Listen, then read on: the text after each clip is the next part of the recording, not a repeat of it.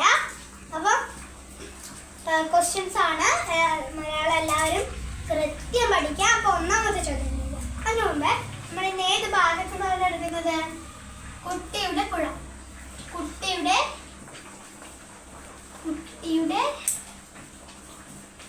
പുഴ, കുട്ടിയുടെ പുഴയാണ് എടുക്കുന്നത്. അപ്പം കുട്ടിയുടെ പുഴ. ഓക്കെ, അപ്പൊ ഇതിൽ നിന്നാണ് ഇന്നത്തെ ചോദ്യം മുഴുവൻ. ഓക്കെ, നോക്കാം. ഒന്നാമത്തെ ചോദ്യം, കുട്ടിയുടെ പുഴ എന്ന കഥ എഴുതിയതാര്? കുട്ടിയുടെ പുഴ എന്ന കഥ എഴുതിയതാര്? ആരാണ്? പ്രേമജ ഹരീന്ദ്രൻ. ഉത്തരം പ്രേമജ ഹരീന്ദ്രൻ. ഓക്കെ, അടുത്ത ചോദ്യം, കൂട്ടത്തിൽ ചേർക്കാവുന്ന പദമേത്? കൂട്ടത്തിൽ ചേർക്കാവുന്ന പദം. പുഴ, പുഴ, നദി, സരിത്ത്. ഏത് ചേർക്കാം? പുഴ, നദി, സരിത്ത്. ഏത് ചേർക്കാം? ഉത്തരം തരങ്കിണി ചേർക്കാം. ഇനിയും നമുക്ക് ചേർക്കാം. അപ്പൊ ഇപ്പൊ ഇവിടെ പറയുന്നത് തരങ്കിണി. ഇനിയും നിങ്ങൾക്ക് എല്ലാവർക്കും ചേർക്കാം. പുഴ, നദി, സരിത്ത്, തരങ്കിണി. ഓക്കെ, അടുത്ത ചോദ്യമാണ്, കുഞ്ഞുപുഴേ നീ എങ്ങോട്ടാ? കുഞ്ഞുപുഴേ നീ എങ്ങോട്ടാ? കൂട്ടി ചോദിക്കുന്നുണ്ടല്ലോ. അപ്പം കുഞ്ഞുപുഴ എങ്ങോട്ടാണ് പോകുന്നത്? കുഞ്ഞുപുഴ എങ്ങോട്ടേക്കാണ് പോകുന്നത്? ഉത്തരം കടലിലേക്ക്, അല്ലെ? പുഴ ഒഴുകി കടലിലേക്കാണ് പോകുന്നത്. അടുത്ത ചോദ്യം, ചേർത്തെഴുതാനാണ് പറയുന്നത്. ഇത് ബോർഡിൽ എഴുതേണ്ടി വരും. ചേർത്തെഴുതുക. കയറി പ്ലസ് ഇരുന്ന്. കയറി പ്ലസ് ഇരുന്ന് എന്താകും? കയറി, കയറി ഇരുന്ന്, ഇരുന്ന്. ഓക്കെ, കയറി ഇരുന്ന്, കയറി ഇരുന്ന്. ഓക്കെ, കയറി പ്ലസ് ഇരുന്ന്, കയറി ഇരുന്ന്.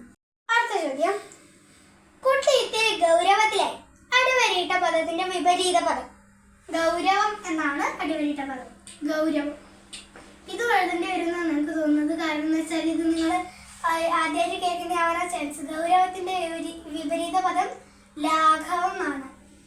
ഗൗരവത്തിന്റെ വിപരീത പദം ലാഘവം. ഓക്കെ,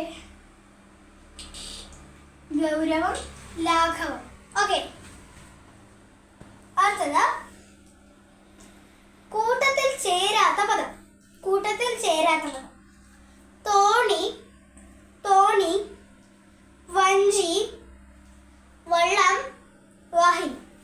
തോണി, വഞ്ചി, വള്ളം, വാഹിനി. ഏതാണ്? വാഹിനിയാണ്, അല്ലേ? വള്ളം അതിന് വാഹിനിയാണ്.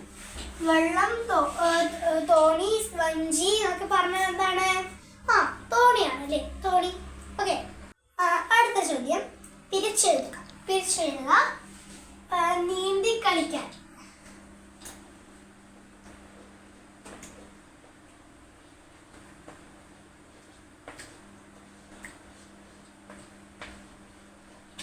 എങ്ങനെ പിരിച്ചെഴുതാം? ഇവിടെ പ്ലസ് ഇട്ടൊക്കെ, അല്ലേ? എന്താണ്? നീന്തി, പ്ലസ് കളിക്കാൻ.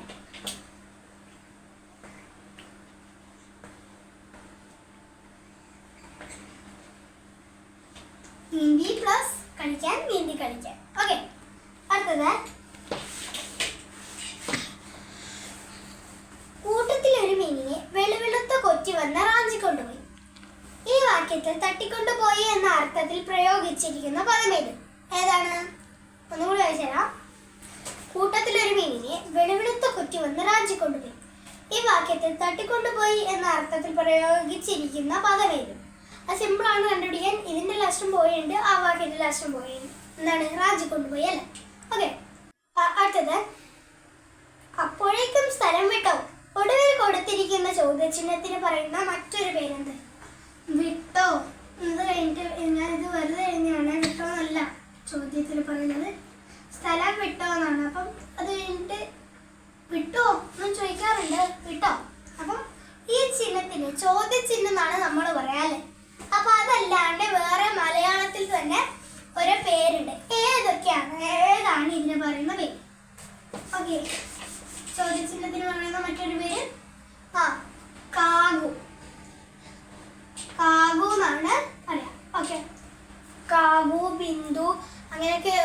ഒരുപാട് പഠിക്കാനുണ്ട്. ഓക്കെ, അടുത്തത് വെള്ളപ്പൂക്കളെറിഞ്ഞ് മഞ്ഞയും പച്ചയും ഇലകൾ നിറഞ്ഞ ചില്ലകളാട്ടി കുട്ടിയെ സ്വീകരിച്ചത് എന്താണ്? കുട്ടി പറയുന്നത് എന്താണ്?